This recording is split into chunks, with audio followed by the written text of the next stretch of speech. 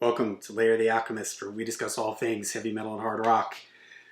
On today's episode, continuing in my early 80s melodic rock, when I think of like early 80s classic rock radio, an artist that just got played like crazy all over that, it is Billy Squier and his album, Don't Say No. Boy oh boy, songs like The Stroke, In the Dark, My Kind of Lover, they just got played like crazy. You just heard them all the time on classic rock radio.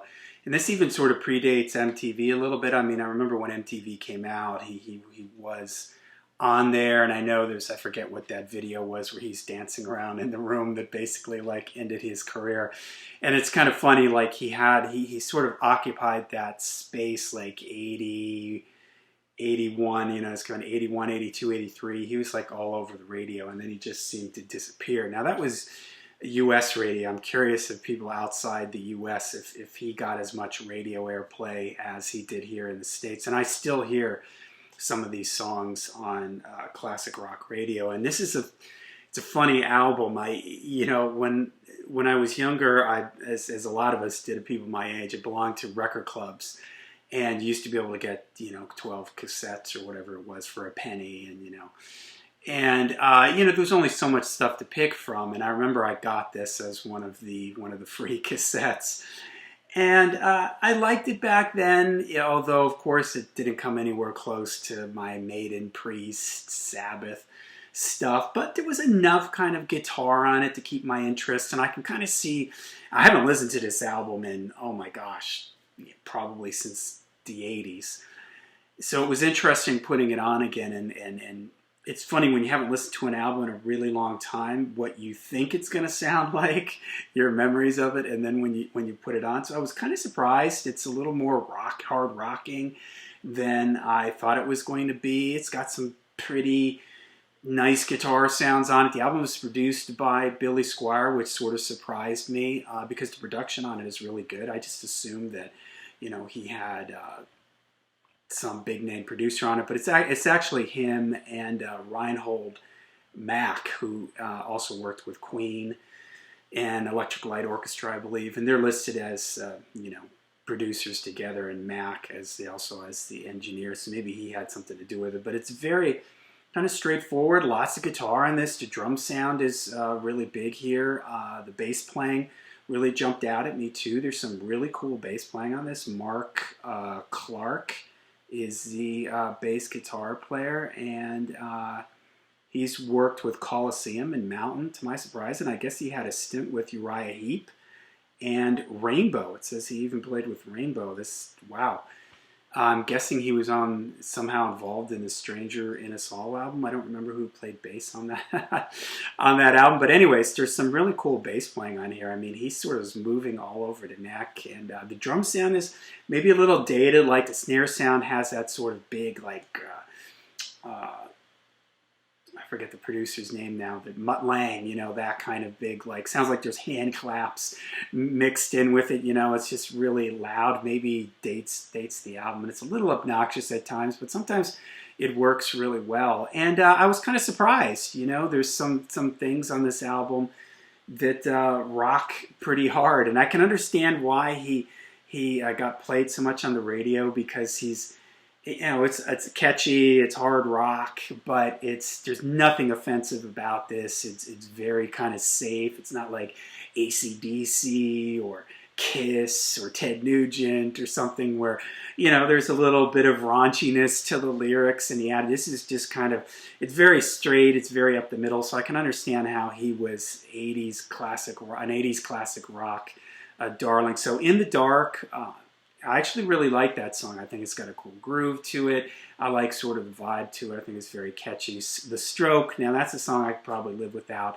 The snare sound in that, it sounds like some reverse hand claps or something. I'm not exactly sure how they did it, but it's kind of loud. It's kind of obnoxious. An interesting little piece of trivia. To my surprise, Eminem has sampled two songs from this album, My Kind of Lover and The Stroke. That was surprising to me, but it's probably because of the big drum sound. This is a huge, almost kind of synthesized drum sound. You know, I mentioned Mutt Lange. He would really kind of go in this direction with these kind of you know, snare sounds that sound like somebody's also, a million people are clapping along with it while it's being played. But The Stroke, probably a song I've heard way too much on the radio. Don't need to hear that again. My Kind of Lover, that's a fun one. It's melodic, I guess. You Know What I Like. Boy, this is surprising. And it made me inspire me that I should make a video, heavy songs from non-heavy bands. And this is a heavy song. It's actually kind of chugging. It's got like kind of a fast Iron Maiden-like chug to it. If you can't stand Billy Squier, go just listen to this song because it's a really cool, driving, almost metal-like song. Minor key, chugging riff and everything. Very fast, aggressive song. So that's cool. Two Days Gone, melodic, kind of 70s rock, you know, reminds me a little bit of like Humble Pie. I forgot to mention that Billy Squier came from this band Piper, and honestly, I don't know if I've ever listened to this record. I can't remember what it sounds like, but I'm guessing that it's sort of like late 70s kind of hard rock. And 2 Days Gone makes me think of something you might have heard from like Humble Pie. Lonely as the Night, that was another song that was really popular. I've always liked that song. I love that bluesy guitar intro, and here the drums just sound really big, and there's that spot in the song where everything kind of stops, is like a start-stop kind of thing, and the drums are doing like these big fills that I think are really cool. So I always liked that one, thought it had a cool groove to it. What do you want from me? Melodic rock, much like 2 Days Gone, you know, maybe kind of like a 70s blues rock vibe to it. Nobody Knows, dedicated to John Lennon, a very nice ballad with some sort of gentle acoustic guitar stuff in it. I Need You, you know, melodic rock, Don't Say No, kind of the same thing. And that was kind of the alley that he went. It was kind of like melodic hard rock. I certainly would never consider this heavy metal, but even kind of just touching on the edges of hard rock there, you know. But an interesting album. And again, I'm kind of in the mood and revisiting some of these 80s rock stuff that I used to just hear on the radio all the time when I was growing up. There was this radio station, Rock 107, that came out of Scranton, Pennsylvania, and they were like the hard rock station. It was a local, more local station to me, WKRZ it was called, and they played more like, you know, sort of pop, and you would get the occasional rock thing, but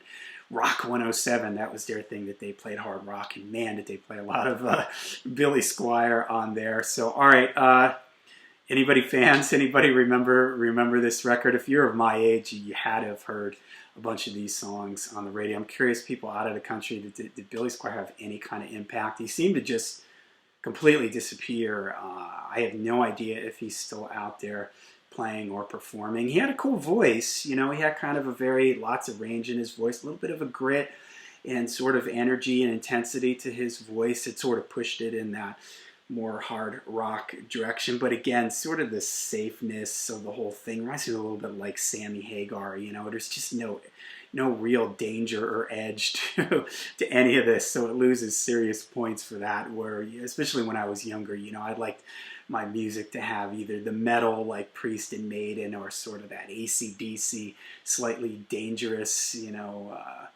don't want your parents to hear because of the lyrics and everything. This is something that, you know, you could be playing this and your parents walk in the room and you wouldn't shut it off. So, all right, let me know if anybody has any thoughts on this record. I don't know, this just popped into my head, and I was like, do I even have this? I didn't even know I had it on vinyl, so I just dropped it on and gave it a listen. Thought I'd make a video of it in here in the middle of my early 80s melodic rock kick. Let me know in the comments down below. Till we see you again, rock hard, ride free.